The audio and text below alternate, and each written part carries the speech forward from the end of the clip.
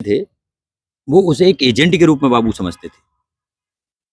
Agent जिसका मतलब आप समझते हो कि सारा करप्शन का धन इकट्ठा करना और इन लोगों को पहुंचाना। जबकि फारूक साहब की जो पत्नी है, वो वहां वरिष्ठ लिपिक हैं और वो करप्शन से बहुत परे है। वो कहती है जो भी काम करूंगी लीगल करूंगी, इलीगल नहीं करूंगी। अच्छा, जिला पंचायत कार्यालय में जिला पंचायत चेयरमैन बैठते हैं। दैनिक जागरण का अपना कार्यालय वहाँ पर है और बाल किशोर न्यायालय वहाँ पर स्थापित है। उसके बाद भी वो अपने कार्यालय में वेपन लेके जा रहा है। कोई चेकिंग या अधिकारियों की जानकारी में? देखिए, ये अगर इस चीज पर अगर कुछ कहना इसलिए संभवता नहीं है क्योंकि जो सिस्टमेटिक है सिस्टम, वो बिल्कुल घुन की तरह खत्म होता जा रहा है। आज हम यहाँ करीब 1200 से लेकर के 1300 वकील हैं। अब क्या प्रशासन की सुरक्षा है? कहीं मैजिस्ट्रेट गेट पे नहीं है, पुलिस सीजीएम के कोर्ट के सामने बैठी रही है। कोई भी आकर के यहाँ कोई दंगा पंगा कर जाए तो क्या जिम्मेदारी है? ऐसी हाल है जिला पंचायत का। भाई जिला पंचायत में कोई भी एक लिपिक, चलिए ठीक है, एक पुलिस को जो है कानून अधिकारी है तो वो शस्त्र लेकर के घूम सकता है। अगर किसी दफ्तर में भी जाएगा तो भाई उसको परमिशन लेनी जानी पड़ेगी, मैं शस्त्र लेकर के जा रहा हूँ। आप वरिष्ठ लिपिक हैं या लोअर लिपिक हैं, आप वेपन कैसे ले जा रहे हैं वो? तो ये प्रश्न सवाल करता है जिले के प्रशासन पर कि वो इतनी बड़ी घटना होने के बाद में और भी जो है जांच की जाए कि कितने ऑफिस हैं हमारे यहाँ जिले में, कितने डिपार्टमेंट से कितने लोगों को लाइसेंस, जो गवर्नमेंट एम्प्लॉई हैं वो वेपन अपना लेके जा रहे हैं नहीं जा रहे हैं। ये वेपन लेके आए, वेपन नहीं होता तो घटना नहीं होती। घटना नहीं होती।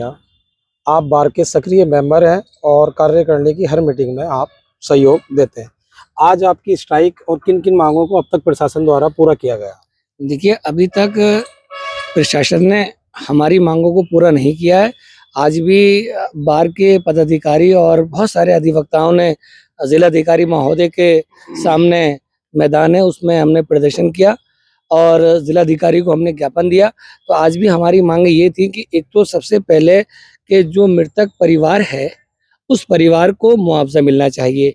हमारे क्योंकि कोई भी पुलिस का सिपाही है, कोई कर्मचारी है या कोई और सरकारी कर्मचारी है, अगर उसके साथ ऐसी किसी भी तरह की कोई अप्रिय घटना घट जाती है तो सरकार उस परिवार को मुआवजा तुरंत घोषित कर देती है। अधिवक्ता भी ऑफिसर ऑफ द कोर्ट है और अधिवक्ता जो है अपनी सारी जिंदगी गरीब लोगों को, ऐसे लोगों को जिन्हें न्याय नहीं मिलता है, न्याय दिलाने के लिए हमेशा लगा रहता है। उससे अभी तक उस परिवार को मुआवजा नहीं मिला है। तो उस मुआवजे के लिए ज्ञापन था कि कम से कम 5 करोड़ का मुआवजा होना चाहिए। दूसरा हमारी बात ये थी कि अभी तक जो नीरज रस्तोगी जो उस घटना का मास्टरमाइंड है, जिसके कहने पर उसे इतना उरूज मिला हुआ था, इतनी ताकत मिली हुई थी, एक कनिष्ठ कर्मचारी को, एक कनिष्ठ लिपिक को इतनी ताकत मिली हुई थी कि वो वरिष्ठ लिपिक से बदतमीजी करता था और पूरी जिला पंचायत चला रहा था। तो ऐसे को जो है षड्यंत्रकारी नीरज रस्तोगी, उसकी गिरफ्तारी नहीं हुई है। और इन्हीं बातों को लेकर आज हमारा ज्ञापन था। डीएम साहब को ज्ञापन दिया है। डीएम साहब ने आज भी आश्वासन दिया है।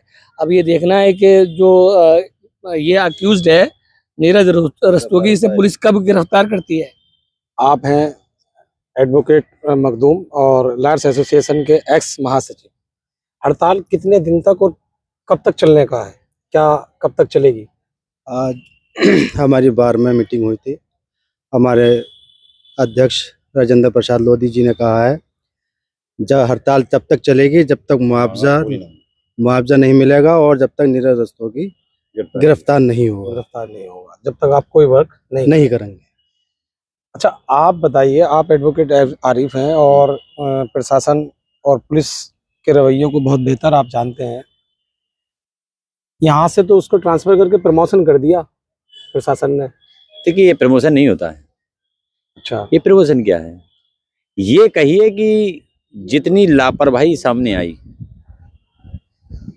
और लापरवाही का नतीजा ये रहा कि जिले के वरिष्ठ अधिकारियों ने देखा कि जिनके प्रति आक्रोश है उनको यहाँ के बजाय वहां भेज दिया। तो हो सकता है उन्होंने सोचा कि वकीलों का रोज कम हो जाएगा। अच्छा, ये प्रमोशन नहीं है ना? ऐसा लोगों में है कि उसको थाना सिविल लाइन से बड़ा थाना स्वार दे दिया और उसका कप्तान साहब ने प्रमोशन कर दिया। थाना कोई बड़ा छोटा नहीं होता, नौकरी करने वाले लोग हैं, क्या है इसमें, क्या कोई दिक्कत नहीं है।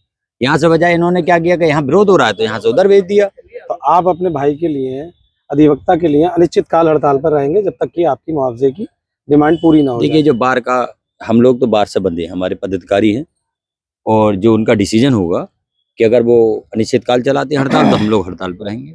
अगर वो कहते हैं वर्क करना है तो वर्क करेंगे, और अगर वो ये कहते हैं कि साहब जो है इससे इस लड़ाई में जब तक प्रशासन की ओर से कोई ठोस लिखित जवाब नहीं मिल जाता तब तक कार्य ऐसी सस्पेंड रहेगा। अच्छा, मैं इसमें थोड़ा सा बताना ये चाह रहा हूँ कि जो एक वीडियो थी और जिसमें पब्लिक का ये रहा कि ये सेल्फ डिफेंस का मर्डर है, ये सेल्फ डिफेंस में मर्डर नहीं है। सेल्फ डिफेंस में बॉडी के किसी और पार्ट को गोली मारी जाती है, ना कि सटाकर सीने पर सिर्फ दिल से। तो मैं जितना इस वीडियो को और जितना हम जानते हैं इस मर्डर के बारे में, चूंकि अधिवक्ता समाज से हमारे अधिवक्ता भाई का मर्डर हुआ है, वो एक सोची समझी साजिश है और एक हत्या है, क्योंकि सीने पे गोली मारी है। और इसके आगे अपडेट जो रहेगा वो हम आपको देते रहेंगे। धन्यवाद।